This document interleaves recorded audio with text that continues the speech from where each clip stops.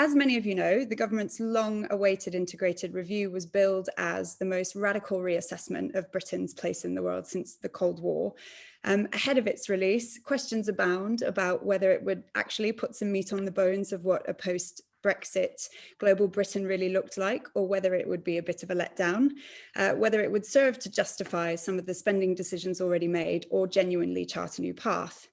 Now, the reaction's been mixed. We were given an idea of how the government defines global Britain, one based on openness, on the UK being a force for good, with emphasis on science and technology in both military and economic security, and with action on climate change, health risks, and providing resilience at home and abroad.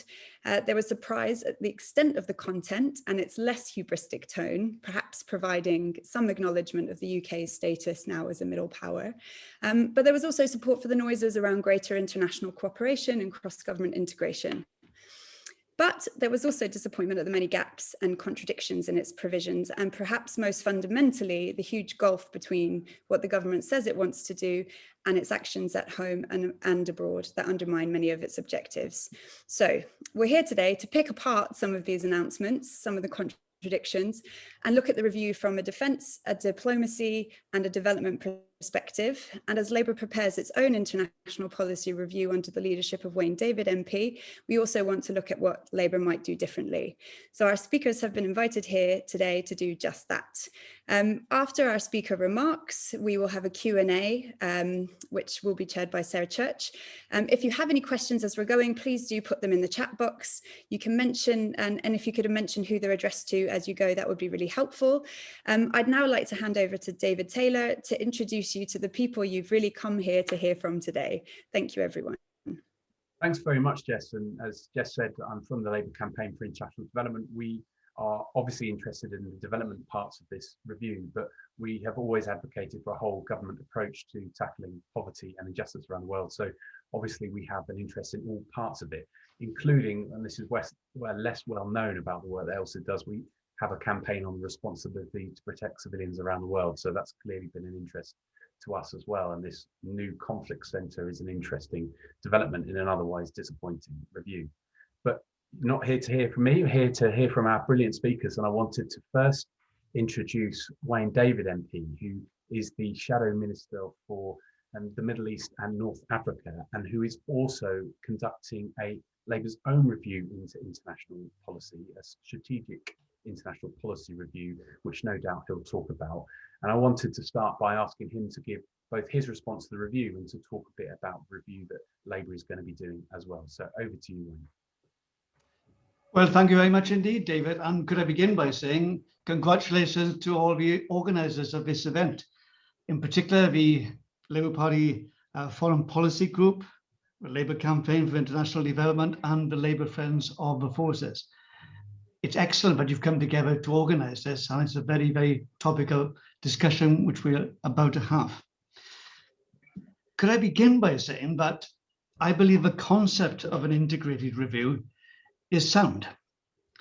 It makes sense for all government departments to have an interface and involvement with the world, to have a common set of objectives and to be pulling in the same direction in the British national interest.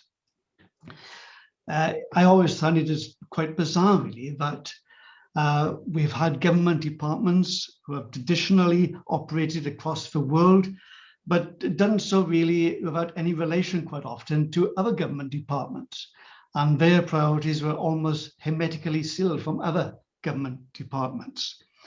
So I think it makes sense, really, for there to be a common set of goals and principles underlining government policy. So the idea of an integrated review is, I think, good. But what we have before us is enormously problematic.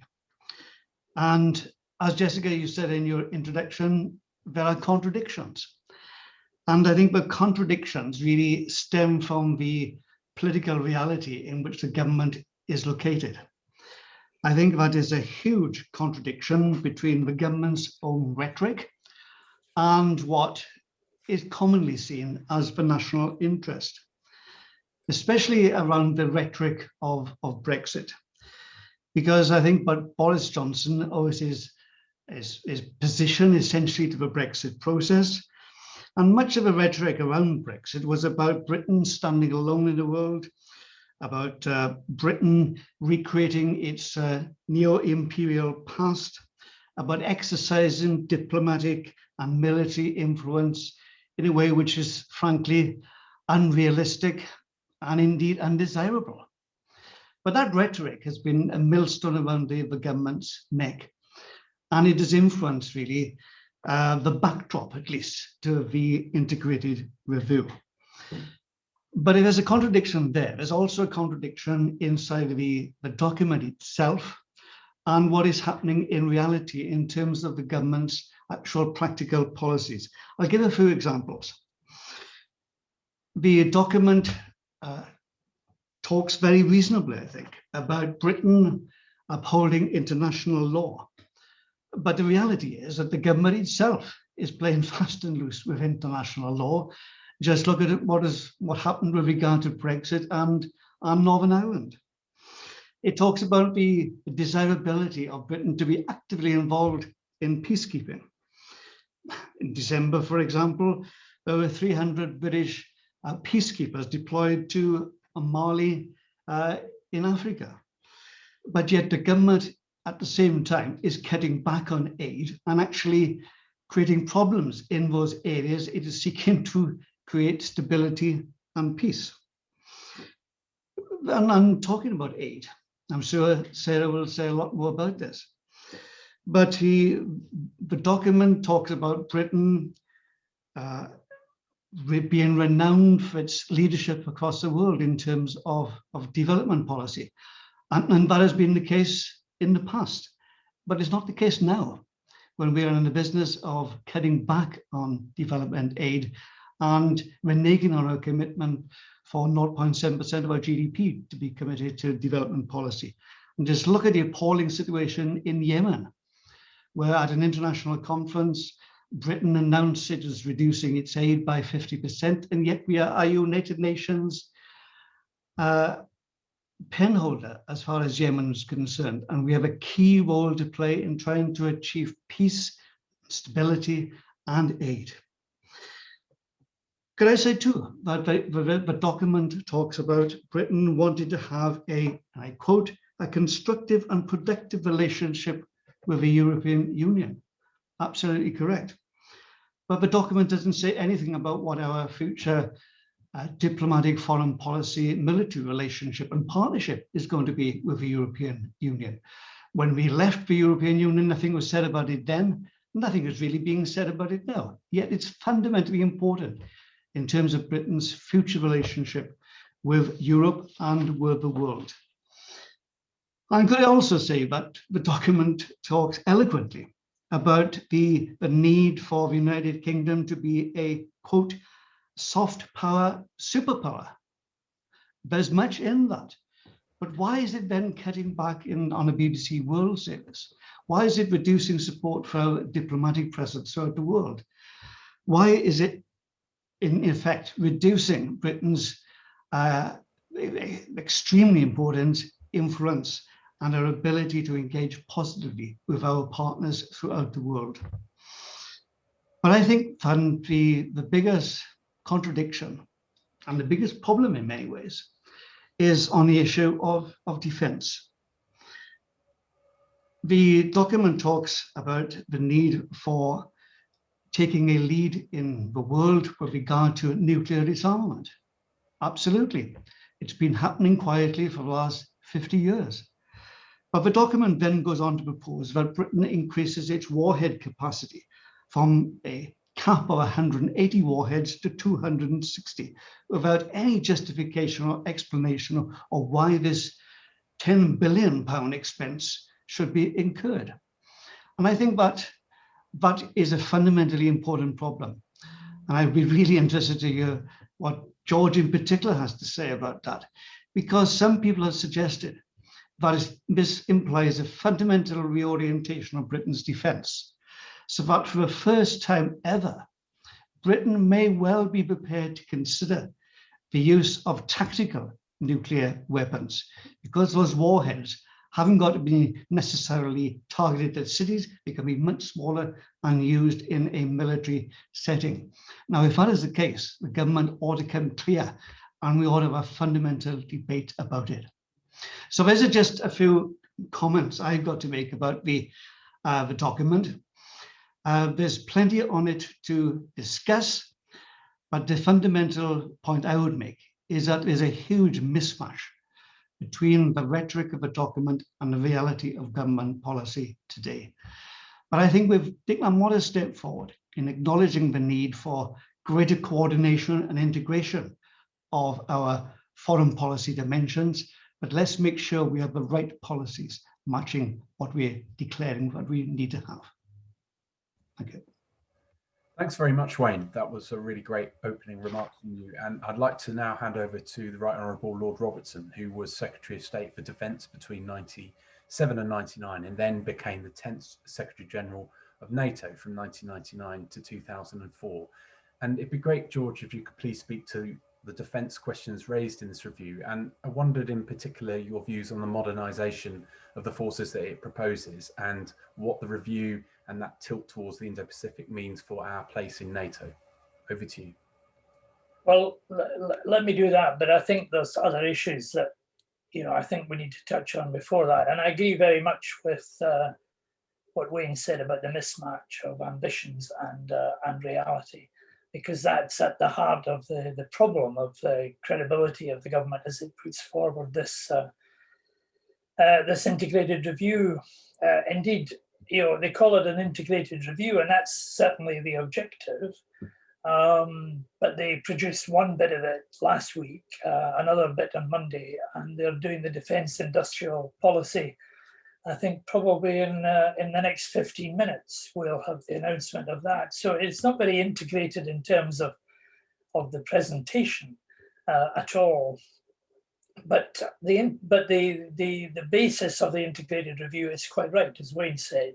Bringing together all the different components is precisely right. When I did the review in 1998, our strategic defence review, it was based on a foreign policy baseline, which I agreed in advance with Robin Cook. So it was based on what Britain's foreign policy was going to be. And of course, it included aspects of development. At the time, Claire Short was the International Development Secretary, and we actually worked so closely together that Tribune newspaper eventually called her Bomber Short, because she was so identified with what we did, especially in Kosovo. So the degree of integration here is not as they would have liked us to have, but the foreign policy aspects in the review are actually quite good.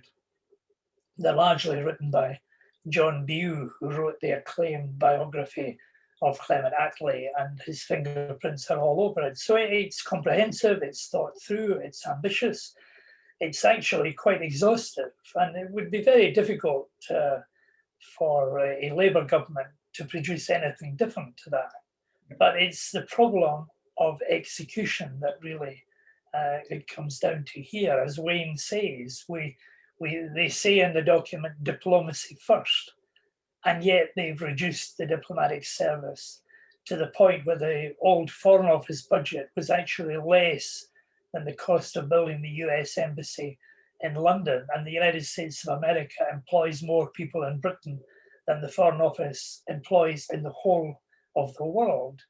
So diplomacy first is a bit of a slogan, but it's not really based on reality. They say in it explicitly that we will lead by example, but as Wayne says, the British government's approach to the Northern Ireland Protocol and the Overseas Services Bill, even more importantly, which doesn't just break a protocol like the Northern Ireland Protocol, but is actually in danger of breaking international humanitarian law and the Geneva Convention. So I think they're going to have a problem with credibility when it comes to trying to sell some of the notions that are in the review as a whole. It also, as Wayne says, and this is quite an important thing in the context of defence, is we'll work with allies, principally with the United States of America, which is no surprise. but the absence of any thought given to our relationship with the European Union and with strategic autonomy and with the relationship that we would have to develop with the growing identity of Europe in the defence sphere is as many commentators have said, a gaping hole in the middle of the review as a whole. So on the defence side of it, the defence announcement yesterday, I would go along with quite a lot of it. When I was in the Ministry of Defence, I didn't cut enough the heavy metal components of the army. We still had too many tanks because people were trying to sell them abroad. And it makes sense to look at the new domains of cyber and space and other threats that we face in the world today. The only problem is that it's at the expense of the hard power elements of the army. Of course, it's easy to cut the army because that gives you instant savings. You can't cut your equipment budget by much, although they've done some of that. So you cut the manpower, and it makes you much less credible in terms of what you can actually take to any coalition that might be created under the NATO umbrella. It also leaves major capability gaps. This was the problem with the Defence Review of 2010, because it sort of said, well, we're going to have the aircraft carriers, but we're not going to have any planes on them.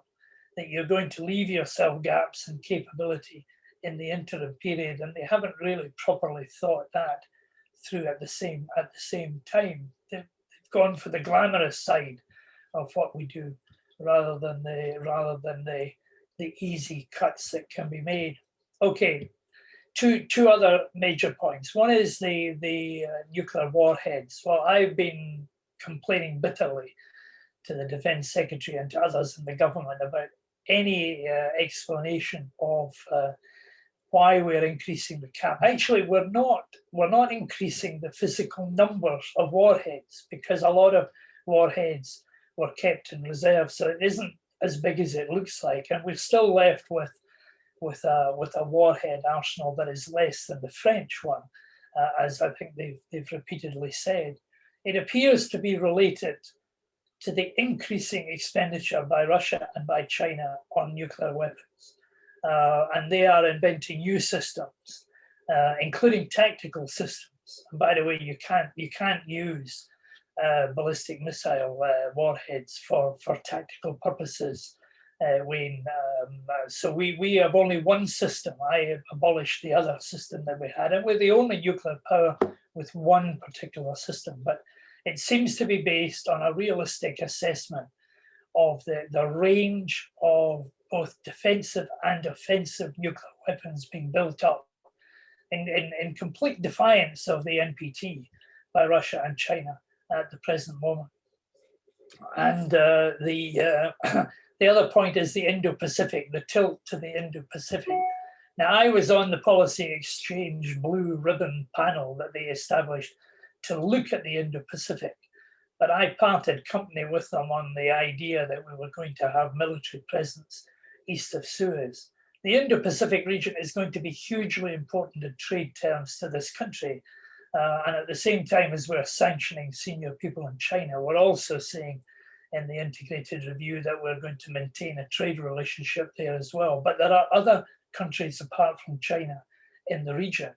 And if we're going to be a trading nation post-Brexit, then we've got to have a tilt towards that, but not one that recreates the military presence east of Suez.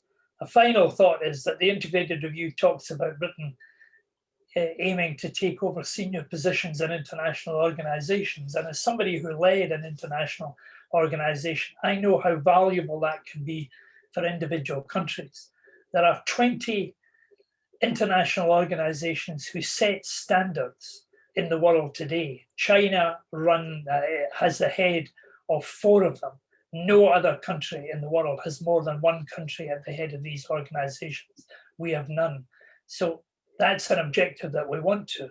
But in the meantime, they're trying to undermine Patricia's Scotland as Secretary General of the Commonwealth, the one Brit who actually heads a major international organisation. So yet again, another contradiction. I'll leave it at that.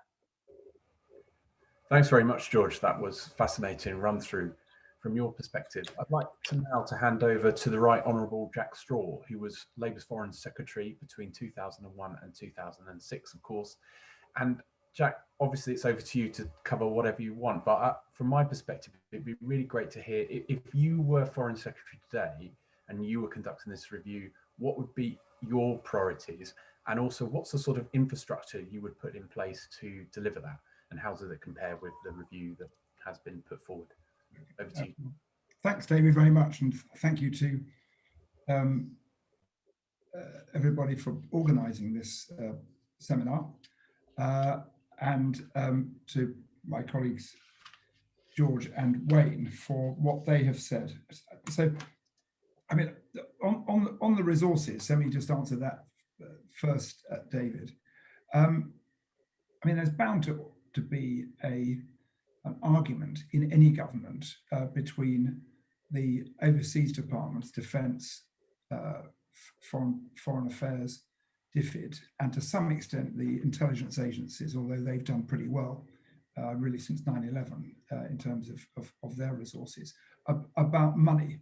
And it's has been particularly acute until just recently, the cut from 0.7 to 0.5% in DFID's money for the Ministry of Defence and for the Foreign Office. Ministry of Defence, because its numbers are quite significant. The Foreign Office, because there's almost a sort of cultural argument which has been going on for decades between the Foreign Office and the Treasury. I mean, it's really, as already been pointed out, it's very small beer, the amount the Foreign Office spends around the world. But there's I say it's cultural. I used to complain about the Treasury being that on a TOF count, there were many more TOFs in the Treasury than there were in the Foreign Office in those days and these days, except they all walked around wearing suede shoes and so pretended they weren't. And there was some truth in that. But resources is an issue. And as Keir brought out in the House when he responded to the integrated review on the 16th of March, the rhetoric of the paper is set against their record on spend, including a 45,000 reduction in troop numbers. I mean, astonishing. Think what would have happened if Labour had presided over that in the last 10 years, and constant squeezes on the resources in every other area, including these days international development. And that, I mean, it also reflects this overriding tension at the heart of government between Boris Johnson's instincts to spend and dish out largesse, and the Treasury under Rishi Sunak, which is very strongly reverting to type, to essentially the Osborne economic framework, which is that British government should always spend less and less proportionately of their national income, which is why you've got this. On the document itself, I mean, I agree with what George and Wayne have said. The document itself is unexceptional, it seemed to me. It got a fair press and was welcomed, for example, in the US, it was welcomed in Japan, it was even welcomed by diplomats in France. And it doesn't have the kind of awful rhetoric that we've come to expect from Boris Johnson. So that's good. It's a quite measured tone. The significance is for this gap in terms of the absence of resources to follow through a lot of it, but also in respect of what it doesn't say. It's extraordinarily silent on the Middle East. So if you make a word search for Palestine or Palestinians, you get a nil return. Ditto Middle East peace process. Israel is mentioned twice, both times as part of a security relationship, which I don't disagree with. But the Middle East even though it's less significant in terms of global energy resources, particularly since the United States has become self-sufficient, is still a tinderbox, and you need a strategy for handling it. And although the issue of Middle East peace has gone off the boil popularly, it's still there in what's happening on the West Bank. And if the Labour Party, as I hope it is looking for issues where, reflecting its own values, it can chart out a different approach from the government on many foreign policy issues. That's difficult. Then I think Middle East peace policy, where Douglas Alexander and I and other colleagues were a few years back about recognizing a Palestinian state and just pushing the government on this, I think it is really important.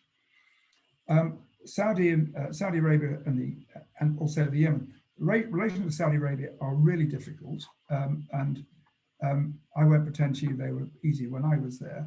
Not the least because, for example, in Lancashire, right across Lancashire, thousands of jobs depend on selling arms to Saudi Arabia. And it's okay if you're in London talking about this and don't just end these arms sales. It becomes rather more acute if the only decent, in engineering, British Aerospace across Lancashire provide a very significant proportion of the great jobs in engineering. And you can change that, but it would take you a very long time. So that's always produces hesitation by the British government and by Labour politicians as much as Tories. But I don't think that's any excuse for the absolutely abject position we've taken on arms sales, which are then used for the Yemen, because I don't approve of what Iran's done there, but it's had a far less significant presence than has the Yemen and the UAE, and it's been completely hopeless from their point of view. So that's one area.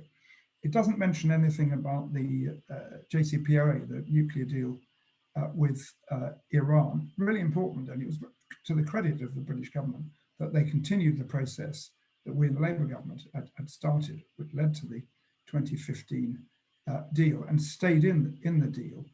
But we've got to now get it revived, and that's about getting the Biden administration to do what it said it's going to do, which is, under certain conditions, to rejoin the JCPOA. And that should not just be a bit of a point of principle for us, but Iran is more susceptible to external political pressures, and its politics can be molded by what happens externally. So Trump's withdrawal from the JCPOA has strengthened the conservative hardliners very strongly. My view, if Biden was to get back into the JCPOA, that could have a significant impact on the presidential elections, which are coming up there in June. A couple of other issues. One is on Europe, and I agree with what colleagues have said about that, because it's fine for the document to mention that we export 20% of our exports to the United States, but we export 40% to Europe, and Europe remains our closest neighbor. And I mean, there's nodding reference to the joint expeditionary force and to the CJEF, which we have with France. But there isn't, as George has said, there isn't a strategy there for engaging in Europe. And okay, we're not going to rejoin. That's not the issue. But precisely because we're not rejoining, we need even more engaged diplomatic strategy, bilaterally and with the European Union in Brussels, than we had when we were members, because so much business could be done incidentally when you were at other EU meetings. Last 2 points. One is on Russia. I mean, we don't have that much economic interest in what Russia's doing. Indeed, its economy is pretty piddling in relative terms. We have a really significant concern about its politics. One of the things where, again, I think Labour front bench might want to make some ground with the Conservatives is over Germany's continued attachment to the direct pipeline between Russia and Germany, Nord Stream 2. Because if this goes ahead, and the Germans are sort of right on the edge about this, and not helped by the fact the former Chancellor is director of Gazprom. But if this goes ahead, Russia can literally turn the tap off fuel supplies to a significant part of Europe. And we need to be using our diplomatic muscle to get the Europeans, particularly Germans, to appreciate that, or at least for them to place some price of embarrassment on that. And my very last point, David, is about China. Keir Starmer was right to point out it when he responded to this document about the inconsistency of the government's approach to China, because we have the George Osborne approach, which is basically if we're just nice to them and join all their banks, they'll somehow change their approach. Well, we've learnt, and it's been salutary for those of us who would have Western liberal values, that our assumption, which was that you couldn't have a dynamic, as it was, semi-private enterprise economy with lots of innovation, if you weren't allowing innovation of ideas on the political sphere. Well, they've proved that one wrong, I'm afraid. They've also become ruthless and much more powerful. Now, when George and I were in government, for our own reasons as a society, and the same applied in Europe, not least low inflation, we allowed there to be a flood of cheap imports from China, knocking out considerable parts of our low-value manufacturing. So we need them, but it seems to me that we need a strategy to reduce our dependence on China economically, which is what you've got at the moment, and then to make up our mind what, yes, we'll carry on having diplomatic relations with them and trying to do business with them. But I have to say I'm uneasy about the idea that we should see them as an investment opportunity, as we do other countries in the Far East. And I don't think that's the case from my point of view. So a document itself, which is unexceptionable, but I think plenty of opportunity for the Labour front bench and the Labour Party more generally to try and expose the glaring inconsistencies in the document, and above all in its likely execution. Thank you. Thanks very much, Jack. A really great tour around the world, ending in China. And of course, we had the vote yesterday on the Genocide Amendment, which ourselves and the Labour Foreign Policy Group have been campaigning on to support the front bench position. And as we saw, only 18 votes in it, but that really shows, brings to life the point you've just made, Jack, about the contradictions that we have in dealing with China, although we did at least get those limited sanctions as a concession, which is something, I guess. But anyway, I'd like to now move on finally to Sarah Champion MP, who is the chair of the International Development Select Committee. And last year was a difficult year, of course, with DFID being abolished, and we fought for a while that the IDC might go with it, but Sarah fought a really brilliant defensive campaign, which we supported with, to keep the IDC. And so turning to development, and we agree with you, Sarah, that development was largely absent in this review. In particular, they mention an international development strategy coming down the line. It'd be great if you could, among the other things you comment on, talk about some of the things that you'd like to see in that international development review when it does come out. So over to you, Sarah. Thank you. And thank you, David, and also many people that are on this call for all the help that they did to make sure that we do still have the International Development Select Committee to try and scrutinise what's going on. I'm really glad that you're all here tonight, not least because I was just thinking about it while everyone was talking. We will have probably had more consultation and input from stakeholders in this debate tonight than probably went into the integrated review, because I'm yet to find any stakeholder who was able to feed in. And I want you to remember that this review should have come out a year ago. So you would have hoped that all of the contradictions and inconsistencies within it would have been ironed out by then, and all of the policies and more detail that we were hoping for would have been worked up and presented at the same time. Unfortunately, that's not the case, not just for development, but for many of the sort of the bigger areas. So the Conflict Resolution Centre, the cybersecurity, for example, where you would expect more detail at this point. I'm coming at this from a pure development point of view, but from the position that, and I paraphrase, that if people have got full tummies, then most wars are avoided.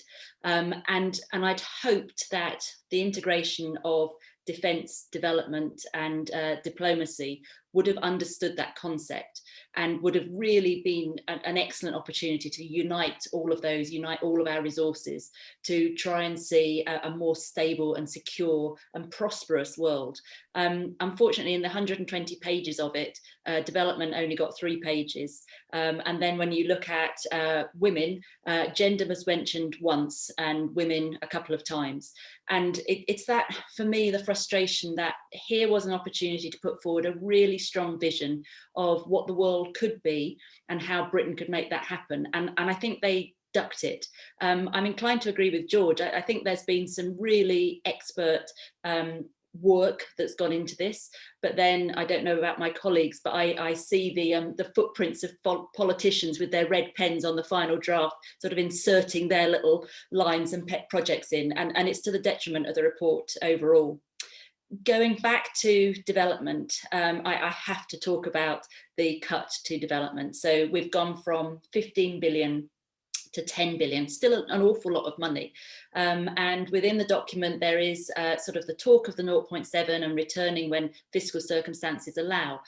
But I want to say to you that the commitments in the document are also to exceed the NATO 2% on defence, which you know I completely support.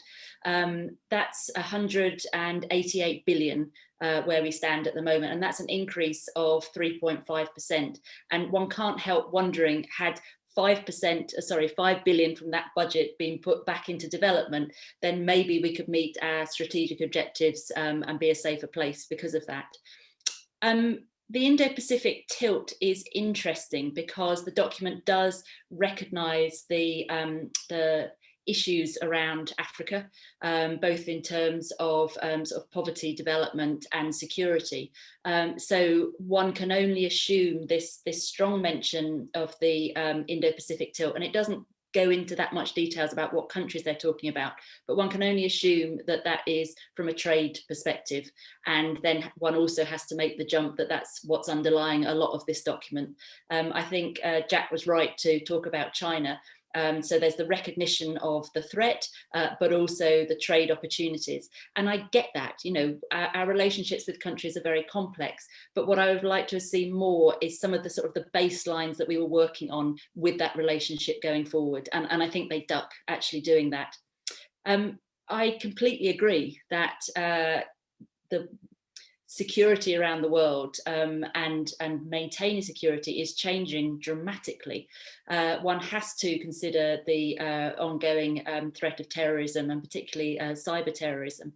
But I fail to understand how, if you're a disgruntled teenager in Lebanon working hard to put a cyber threat on our NHS, for example, how a nuclear weapon is actually going to help our government address that problem. Whereas I would argue very strongly that making sure that through diplomacy and development there was a stable government, that youngster had their opportunities for economic development, is a much easier, more realistic, achievable and ultimately satisfactory way of preventing them from carrying out cyber terrorism. But again, it's that lack of joined up thinking that I'm seeing going on in this document. The other thing which I find very, very concerning is poverty is almost non-existent in the document. We all know that poverty is one of the main reasons that we see instability around the world. And by not grasping that, by not looking at that bigger picture, I think it's a real missed opportunity. And ultimately, it's going to be more expensive if we deal with the consequences of not addressing poverty. And I'll give you one very concrete example, although we haven't got the exact figures yet. When you look at the Sahel region, we are seeing that an awful lot of existing ODA funding, development funding, is going to be withdrawn from that region. Now, that's already an unstable region. But the other thing, which is actually the director of the World Food Programme said to me, is why doesn't your government understand that there are already really established trafficking routes out of that country? So you're seeing a lot of modern slavery coming out of there, a lot of refugees coming out of there. So does your government not understand that if you don't plug that country, that region, then terrorists are also going to use those well-established routes and get into your country that way? And it's that sort of lack of thinking that really makes me quite nervous. It makes me think that it doesn't actually understand what development does and what development can do. The other thing that I want to end on really is the statement, and again I paraphrase, developing nations need to be more self-sufficient through trade. Well, yes, they do, but where are we going to be in that relationship? Is this just a commercial relationship that we're having? Is it an altruistic relationship we're having? Is it a soft power relationship we're having? I have my opinions. I don't think that the government, it either doesn't know why it's doing it or it doesn't want to say why it's doing it. And then my final point is, I was asking the clerks on the committee today how this review is being seen internationally. And it's basically being seen as a post-Brexit, where we're positioning ourselves in the world. It's not seen as sort of ambitious. It's not seen as strategically important in relation to them. And I think that that again is if the government genuinely is trying to reposition us, then the fact that it's a damp squib in relation to the people that ought to be looking to rally around us and be stakeholders with us, and indeed go, oh my goodness, how wonderful the British government is, of course we want to support them. It's failed on those counts. And that really concerns me going forwards, not least because when it comes to the development strategy, we're told it's now going to be in 2022, and the other parts of the details of this review, we still haven't got dates for. Thank you. Thanks, Sarah. And we campaign for DFID to be, we will be campaigning for DFID to be re-established, which is obviously, I mean, shocking we're in this position, but the absence of development in this review, for me, was a perfect example of why you need that standalone department, because without them round the table, around the cabinet table, you do see the results of that development does get, becomes an afterthought. So thanks for those remarks, that's really great. And I'd like to now, we've got 45 minutes left, and I'd like to now hand over to my fellow host and co-chair of the Labour Friends of the Forces, Sarah Church, for the Q&A. Thanks very much, David. And thanks to all our speakers for your insights. Really, really interesting. We've got a few questions up already. I will start with a quick 1 minute on Labour Friends of the Forces, just in case people are wondering what it's about.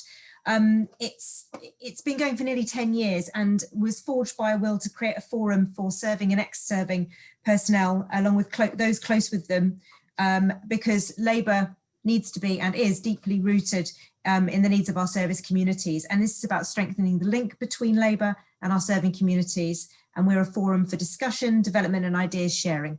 And so that's what we're about. Right, I have questions. Some are directed at panellists individually. But the first ones I'd like to put out there is 2 questions. They're both a bit long, but I'd like to put them to all panellists because they really cover actually those interfaces between defence, diplomacy and development that some feel perhaps are lacking in the thinking of the integrated review. So Caroline asks, 2 omissions from the review are A, no reference to the women, peace and security agenda, B, no understanding of the links, interconnectedness between poverty, inequality, and this is what Sarah was talking about just now, in particular gender equality and women and girls empowerment and conflict. How can Labour address these issues? And would you agree they should be central features and priorities for Labour to address in our foreign policy and aid programmes going forward? So that's from Caroline. And then actually Rocco has a question which supplements that, because the integrated review indicates an expansion of remote warfare and security partnerships, especially with Nigerian and Somali armed forces in Africa, in Iraq and others in the Middle East. Yet there is no mention of ensuring that partners comply with international rights standards, human rights standards this is. And the UN has listed the armed forces of these countries and their auxiliaries for committing grave violations against children. is this a recipe for outsourcing security without ensuring civilians are protected? So 2 longish questions, but some good stuff maybe for all 3 panelists to get into. And perhaps because Jack, you're unmuted, I might come to you first.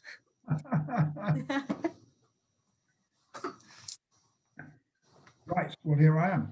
I mean, it is a terrible omission, not to mention the issue of women and girls, and as we know, they are. I mean, particularly if you take the issue simply of sexual violence in conflict, this is by men overwhelmingly directed against women and against girls, and with all sorts of horrific examples from around the world, both now and historically.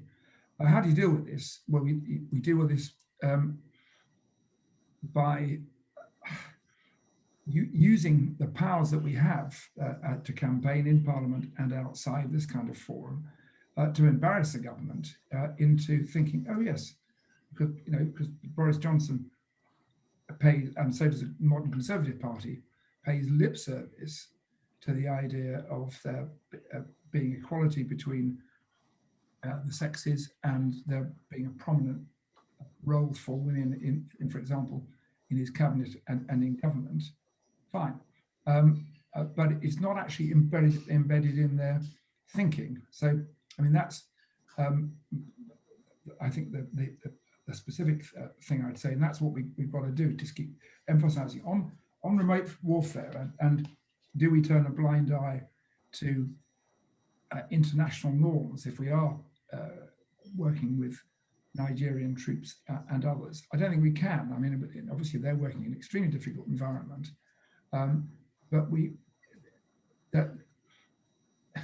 I mean, George can talk more about this, but if they are, as we think they are, completely ignoring international norms and just going in for brutality and indiscipline, these are not the kind of troops which is a good idea for us to be involved with anyway, and that they're unlikely to achieve their political objectives if they act in a way that from a point of view of the local population isn't much better than that of the terrorists, in this case in northern Nigeria, for example, Boko Haram, who they're trying to defeat. So there, as often with things like international norms, there are both reasons of principle to be involved with them, but also it actually makes a lot of practical sense to do so.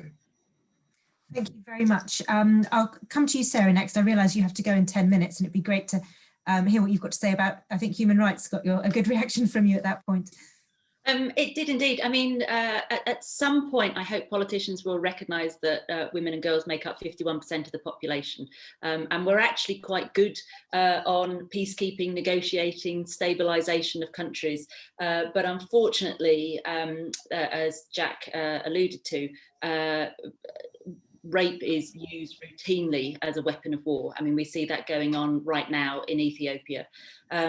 What we need to be doing is recognising the role that women play, particularly in stabilising countries and peacekeeping. So one example would be in Yemen at the moment, where in the north of the country, most of the work around peacekeeping, around community support is being done by women. And you're just missing a trick if you're not engaging with them right at the very beginning. I mean, I know it's very exciting to talk about bombs and how many tanks you've got, and it's all very macho, but unfortunately women are actually quite good at counting tanks, and we're quite good at driving as well. So we could actually be involved at the head of the table. And it just frustrates me enormously when the atrocities that we're seeing carried out, so I'm thinking violence against women and girls, aren't seen as war crimes, whereas shooting someone in the leg is. And I just think when we're looking at creating a peaceful society long term, to not be including those women in the peace building process is such a short-sighted thing to do. And then one more thing, we've just done an inquiry into sexual abuse by aid workers. And the UN peacekeeping forces are pretty notorious about doing this. And we need to, the quickest way to address this and prevent this is by getting more women involved in those troops, getting them physically on the ground, talking to the communities and curbing some of the excesses which give all forces a bad name would be a really sensible and a really smart thing to do.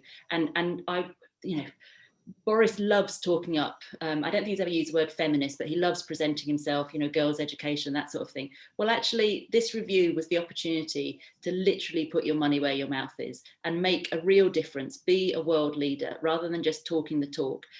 But again, it's another opportunity that's just been failed. Thank you very much indeed for that, Sarah. George, would you like to add your views? Yeah, the question is a bit unfair, actually, because on page 48 of the integrated review, it does say we'll promote gender equality, working with women's rights organisations to tackle discrimination, violence and inequality that hold women back. We'll use our aid spending and diplomacy to pursue the goal of getting 40 million more girls into school in low middle income countries, etc. You know, so that, you know, now whether that translates into action is a matter of debate, but you know, it is one of the commitments that is laid down here, and so is the question of universal human rights. That's being undermined by the Overseas Services Bill that is coming back to the Lords in a couple of weeks' time, and we'll try and get that changed there. But essentially, the government is committed to these principles, so there's no question about operating with unofficial militias who are debasing human rights and the rest of that as well.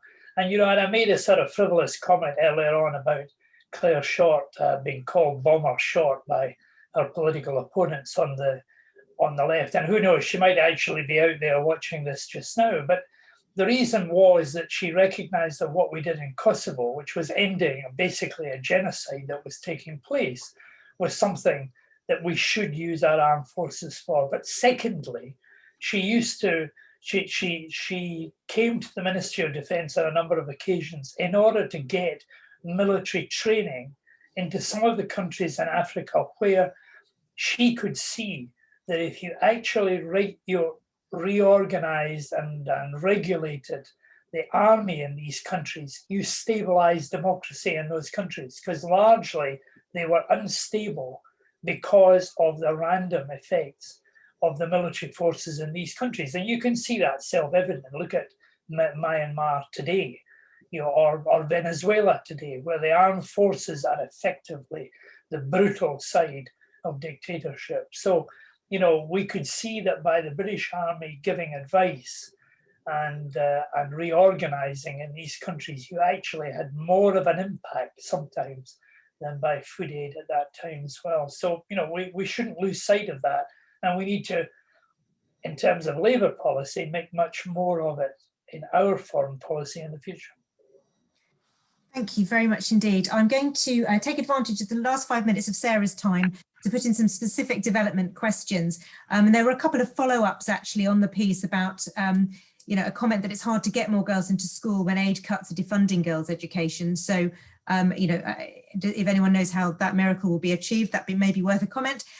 Also, a critical issue is reproductive rights, obviously linked, a critical plank of gender equality.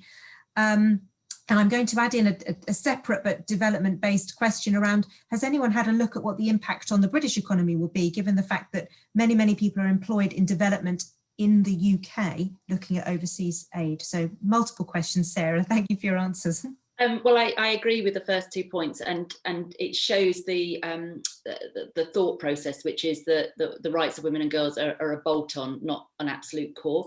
And yes, I completely agree with George. You know, there is mention of it, but when you look at the fact that currently of the development money, only 0.3% of it goes to preventing violence against women and girls, that's where, you know, that shows the real commitment, and it is where the money goes that we need to see where the intention is. It's a really interesting point that you make about sort of the industry of development and the number of UK jobs. It's also for me about value for the UK taxpayer.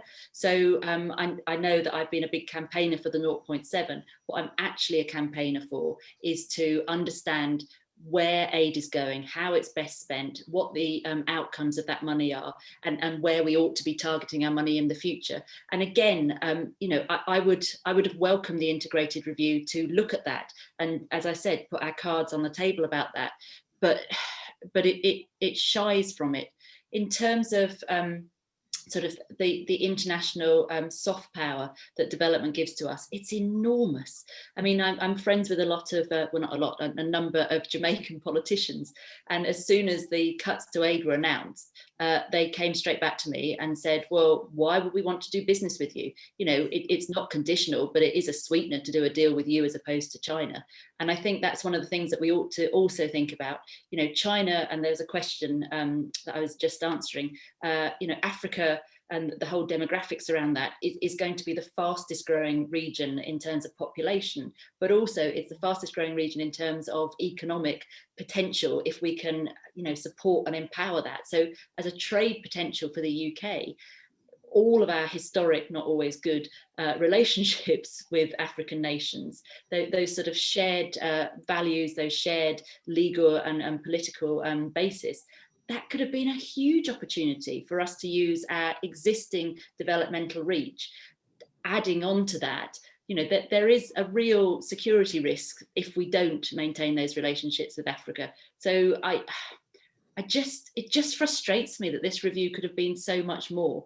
And can I just say, because poor Wayne's not had a get in, I really appreciate the commitments that our front bench are making to development, that the sensible things that they're putting forward around sort of the international law, around human rights and around diplomacy. That's what we need to be seeing. Whereas at the moment, as I said, it does seem to be quite boys' toys. And one final thing, because I'm on the committee, we have loads of amazing specialists that work for us. And in all of the leaks that came out, nuclear weapons, no one knew about until the day it dropped. And I do wonder if it is a smokescreen to capture the media attention and stop us talking about the lack of practical detail within this review. Thank you very much for really, really fascinating insights, and for joining the panel tonight, Sarah. We really, really appreciate it, and for all the work that you're doing as well, holding the government to account and scrutinising.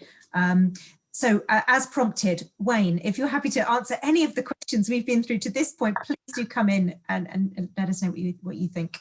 Well, if I could just respond to a couple of the points. I mean, firstly, you know, I think George is correct in pointing out, but our references to women and women's education and gender equality, and that's good in the document. But is the question of, you know, are they just words? What is behind it, and what is the government doing to prioritise these issues? And I think that's the telling point, really. I think that, you know, the government, in a sense, has watered down its own right-wing rhetoric to be more accommodating and appealing. But when we dig beneath the surface, there's very little there. And similarly, as far as human rights is concerned, I mean, I take the point about the Middle East. I think there should be far more references to the Middle East. And we know that's a difficult area for the government because of the contradictions between defense and our presence in Bahrain, for example, and other places. And our need to maintain an approach which it keeps the Gulf states firmly as allies, but at the same time, we shouldn't turn a blind eye to the appalling human rights abuses which are taking place in so many of the states of the Middle East. And I think that one of the things is that, you know, when we have a Labour government, human rights around the world will be looming large yet again. It'll be at the very top of our priorities. And while I've got the floor, as it were, could I just say that one of the most encouraging things I've been involved in is something which Jack has been extremely involved in, and that's the highlighting of the abuse which took place during the Vietnamese War by Korean soldiers of Vietnamese women, the so-called Lai Dai Han. And I think that history has turned a blind eye to the appalling abuse which took place during that time. And I think actually by highlighting things which happened admittedly a long time ago, it's important in itself, but it also helps to set a more meaningful and more moral agenda for what we want to see in the future. Thank you very much, Wayne. There's been an interesting question come in, which is absolutely correct, from Rishi. No one has mentioned coronavirus so far, or the thorny issue of vaccine diplomacy. Interested to hear the panel's views on what more Labour can say on this issue in the context of the integrated review. Excellent question. And George, shall I come to you first? Yeah, well, one of the best aspects of the review is actually about domestic resilience. And, you know, I'm sitting on a special House of Lords Select Committee just now looking at risk and risk assessment. And it's one of the clear sort of weaknesses that we have. And we're not alone, because in fact, our risk register is better than it is in most other countries. But, you know, to have run an exercise on a flu pandemic in 2016, but apparently then to have learned no lessons at all about the supply of PPE. You know, before this pandemic, we only produced 1% of the required PPE in this country. So we didn't learn anything from that at all. But actually, you know, there is quite a substantial part in here that talks about the way in which there needs to be a much more robust system of identifying risks and planning for risks and planning for the cascading of risks that can so easily happen in countries. So it's right and proper that it should be there. Again, though, the question is the delivery system. You know, Peter Ricketts, Lord Ricketts, former permanent secretary at the Foreign Office, asked a very good question last week in the Lords when the statement came out. He said, "This is very ambitious," he said, "but given the constraints on the budget, what is it we're going to do less of?" And actually, it's not a bad question to ask when you've got a very, very ambitious review. So that's what worries me. In terms of resilience, they lay out a very good plan and how to coordinate and the rest of it. But can they carry it through? Can they execute it? That's a bigger question. Thank you very much, George. Jack, would you like to chip in? Oh, you're on mute. It's good we got this far in without having to say that. It's unusual for me to be muted. There we are. Quite a good thing, though, yeah. I know you think that, George. Is all right.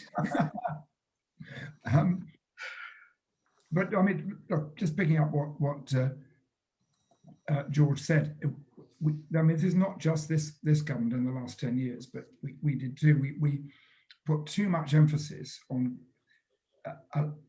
well, basically neglecting a lot of our manufacturing base and not having a strategic view, except in the defence area, specific defence area, about what we ought to be making in our national interest in this country. And that's not in terms of pulling out the drawbridge, but we are, you know, we've got an astonishing scientific base, and thank God this is now being expanded. But even stuff as simple, relatively simple, as face masks and perspex shields and all the rest of it, not to have had any capacity, and for no one to have noticed that we had any capacity, is a sort of serious dereliction of government. So we need to build that up. I mean, so far as the current argument between ourselves and the European Union is concerned, I'm clear, but more to the point, so most people in Europe, that the problem actually is not the British government. I mean, so we just need to, you know, pick our targets carefully.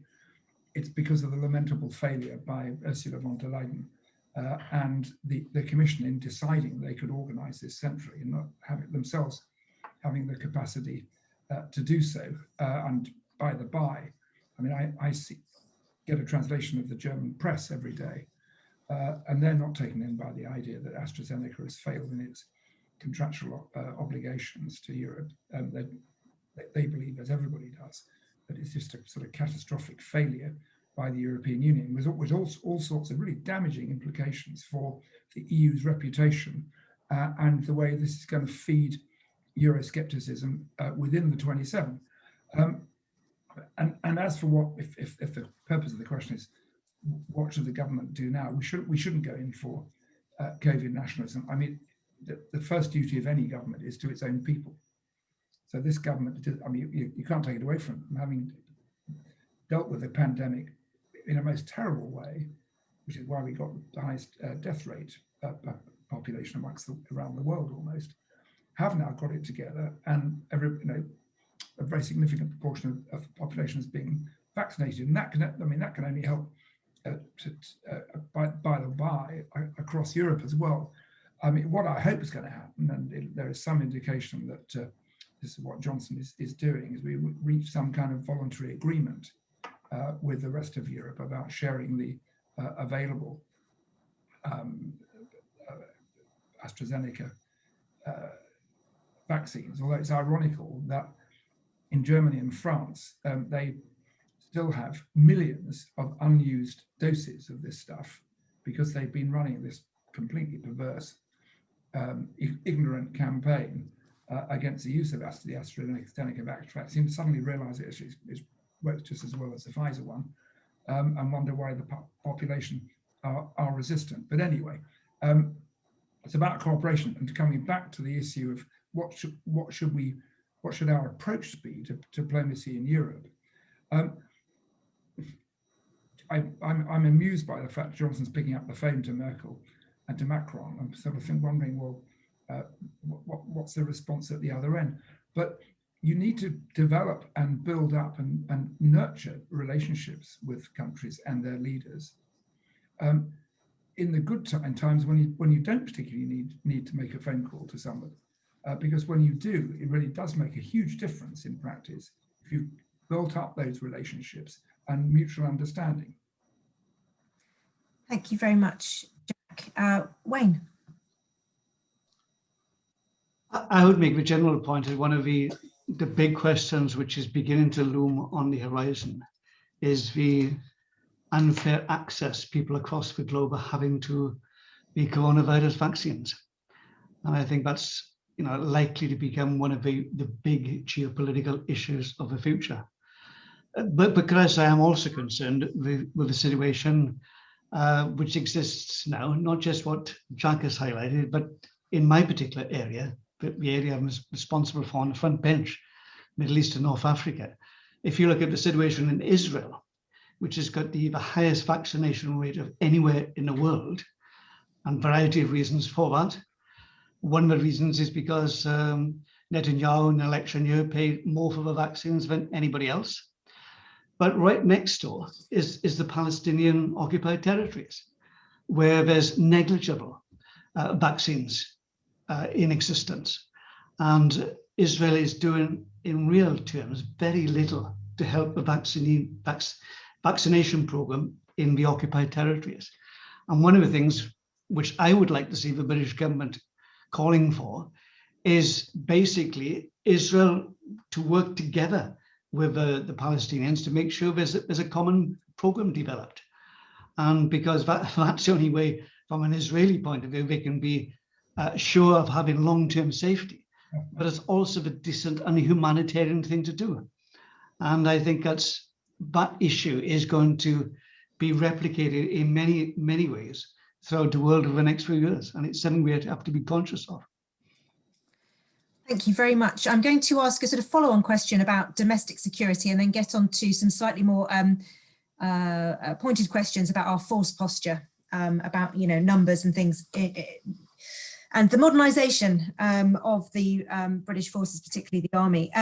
So there's a question from Toby, and I'm going to add a slight supplementary to it. He says the review touches on homeland security and transnational threats, but says nothing really about the threats of espionage or subversion. Should these threats, articulated in last year's ISC Russia report, be given greater attention? And I felt that linked somewhat to your points, Jack, around Gazprom and societal resilience to threats perhaps to our energy security, information security. The Chief of Defence Staff made some comments towards the end of last year around how our resilience as a society is actually everybody's responsibility, and some countries, you know, take that quite far. Some of our Scandinavian neighbours do that. So I wondered if you had comments to any of those points. Who'd like to start? Maybe I should ask for volunteers this time. Can I just say that, you know, we've mentioned, you know, there's a lack of attention in the documents to individual countries apart from Russia and China in the defence context, and that's quite deliberate. And it was the same with our review in 1998, which I just happen to have a copy of here. The original foreign policy baseline had a lot of value judgments about individual countries, and Robin Cook and I both said, oh, you know, we can't possibly do that. You know, you can't say this country can be trusted, that country can't be trusted. So you have to deal with it in generic terms, you know, and, you know, I'm sure Jack would agree that the Foreign Office cannot possibly be burdened with, you know, a momentary sort of view about that. So you've got generic concepts built in here as well. But the review rightly focuses on the grey area of defence. And in many ways, the force posture in the defence review is related to these new domains of cyber, space, disinformation. You know, the way in which countries that are outgunned by us, by and large, and NATO, you know, we outspend Russia and indeed China massively. So they have now started to focus, along with Iran and North Korea, on this grey area. So it's to do with espionage, corruption, interfering in elections. It's to do with disinformation, you know, cyber warfare, all of these things. And we have got to focus on that. We're not going to need tank armies because the Soviet Union is gone and Russia is not going to invade across the North German plain. But we do need to have access to information that is going to deal with these grey area threats which are affecting us up to now. So the ISC report on Russian interference is an extremely important one, and I don't think the government have really sufficiently focused on that today. And, you know, going back to Nord Stream, actually Gerhard Schröder, the former Chancellor of Germany, Social Democratic Chancellor of Germany, is actually the chairman not only of Nord Stream 1 and Nord Stream 2, but of Rosneft, the big energy company in Russia at the present moment. So there's a bit of a battle brewing between the United States, who want to sanction Nord Stream 2, the second pipeline, and Germany, who are clinging onto it as an economic interest. Thank you very much, George. I'm sure we're going to come back to force posture and tanks and boots in just a moment. Jack, would you like to comment?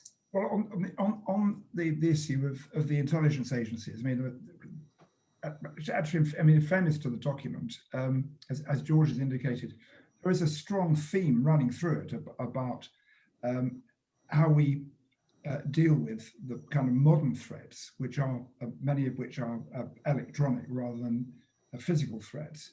And the agencies have done, as I mentioned in my opening, good reasons, but they've done reasonably well out of successive government spending rounds, particularly since 2001. There was the view after the collapse of the Soviet Union, collapse of the Berlin Wall, and then the collapse of the Soviet Union in the early 1990s, that there was a substantial peace dividend, which did directly affect particularly parts of the armed forces. But also, for example, when I became Home Secretary, the security service, MI5, was short of things to do. So it started doing quite a lot and good work on organized crime.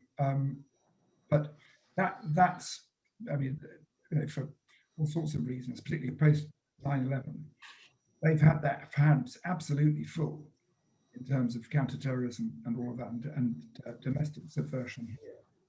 And SIS, MI6, and GCHQ, ditto in respect of overseas. So, on that side of things, on the whole, I mean, George is also heavily involved in it, is pretty well integrated. And I pick up from the document that it's going to stay that way. And one thing that Cameron did do, which I thought was an advance on the arrangements that we had in the Labour government, was to establish this National Security Council with the chiefs of staff on it and the heads of the agencies as members, not just as those attending, and a core group of cabinet ministers as well. It's drawn on the US analogy, but it's a very good idea, and it's a way of producing that sort of day by day, week by week coordination on these things that you may not otherwise have. Thanks very much. In the interest of time, I'm going to put that question to you, Wayne, but I'm also going to supplement it with, you know, we've heard George's views on the need for conventional forces somewhat. You know, do you agree that, you know, the modernisation and the cuts or the decrease in manpower is the right thing to do? And I just would add, given the length of time it takes to bring that back, to grow it into the force structure, and the same would go for allowing the obsolescence of the armoured capability, when again that takes a long time to bring into service. I'll answer that, but could I just say a few remarks about the previous question? Please do, Wayne. Yes, thank you. You know, I think Jack's absolutely right. The National Security Council is a step forward, and I think we would want to maintain and possibly enhance its working in the future.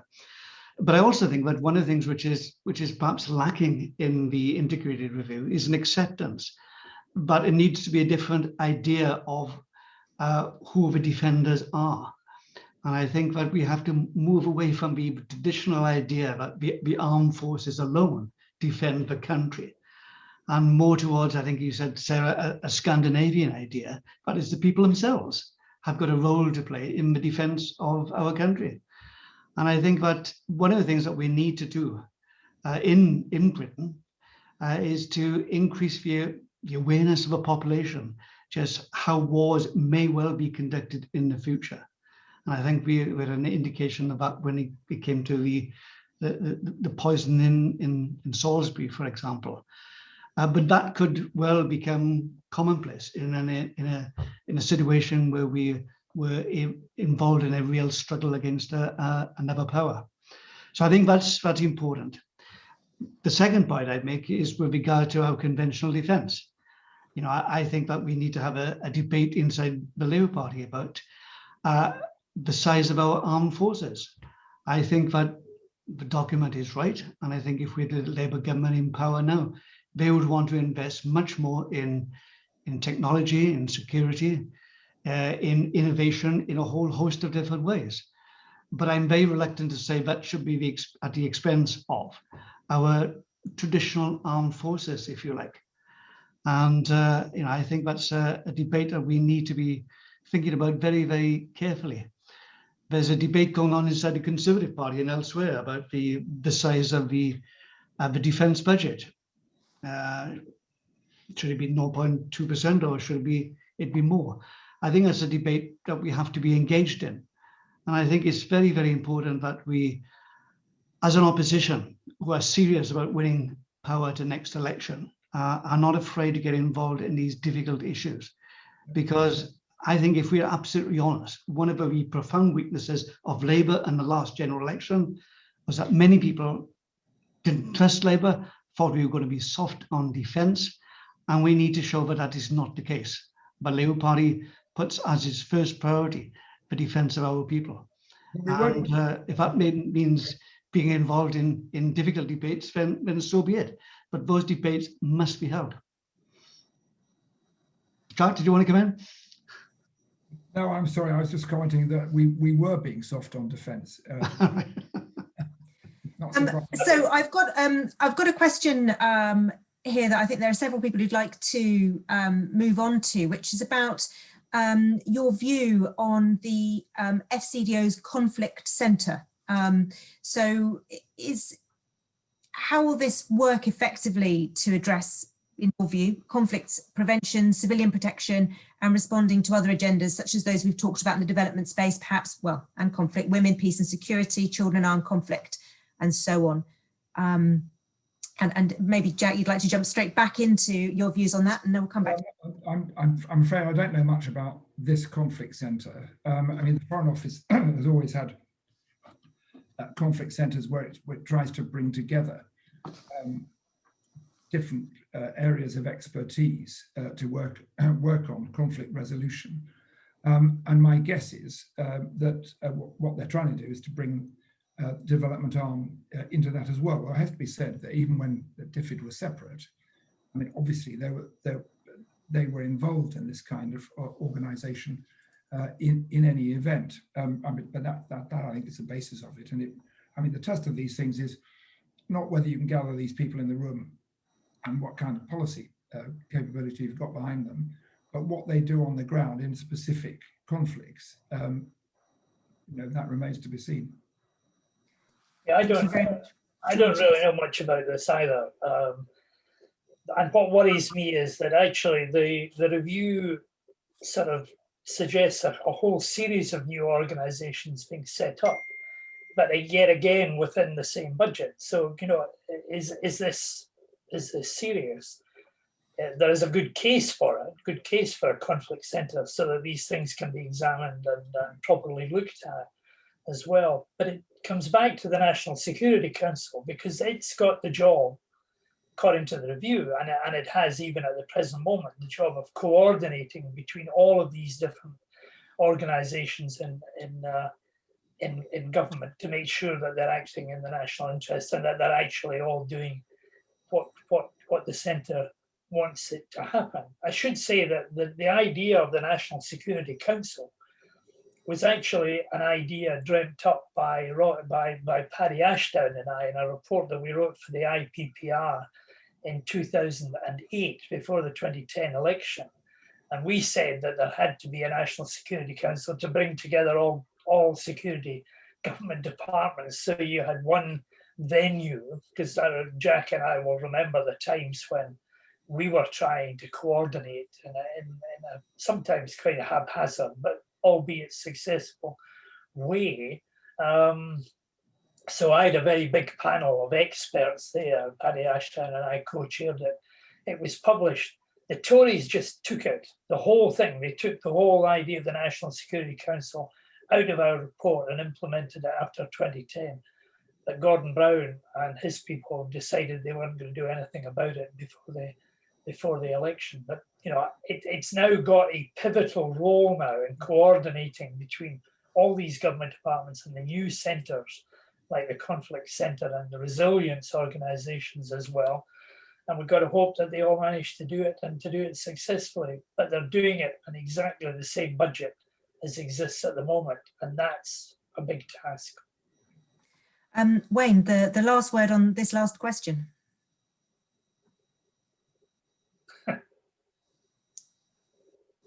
Well, I agree very much with George, and I've learned something about the homework which he and Paddy Ashton were doing, and it was excellent, and it's come to fruition, and I certainly would want to build upon that in the future.